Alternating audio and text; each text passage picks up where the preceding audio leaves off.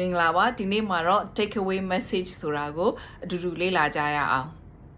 တခုခုကိုဖတ်ပြီးတာနားထောင်ပြီးတာကြုံတွေ့ပြီးတာနောက်ပိုင်းမှာအုံနောက်ထဲမှာကြံခဲ့တဲ့မှတ်သားစရာအချက်အရေးကြီးတဲ့အချက်ကို take away message လို့ခေါ်ပါတယ်နေ့စဉ်သုံး sentence လေးတွေနဲ့လေ့လာကြရအောင် The takeaway message from today meeting is finish the project by this Friday ဒီနေ့လုပ်တဲ့အစည်းအဝေးကနေပြီးတော့အရေးကြီးတဲ့အချက်ကတော့ project ကိုတောက်ကြနေအပြီးဆောင်ရွက်ရမယ်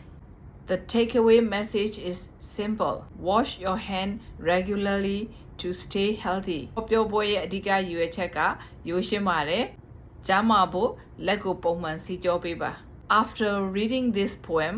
what is your takeaway message ဒီကဗျာကိုဖတ်ပြီးတဲ့နောက်မှာရလိုက်တဲ့သင်ခန်းစာအနှစ်ချုပ်ကပါလေ My takeaway message is to never give up even when life is difficult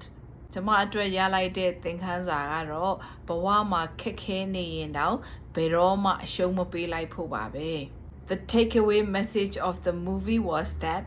family is the most important ရုပ်ရှင်ရဲ့အနှစ်ချုပ်ကတော့မိသားစုကအရေးအကြီးဆုံးပါပဲ The takeaway message from the news is to stay home during the storm.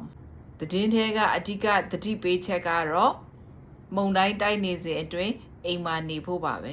Takeaway message ဆိုတာပါလေ The most important idea to keep in mind. အရေးအကြီးဆုံးသတိထားဖို့အချက်မှတ်သားဖို့အချက်ကိုဆိုလိုတာပါနောက်ဗီဒီယိုတွေမှာပြန်ဆုံမယ် Bye bye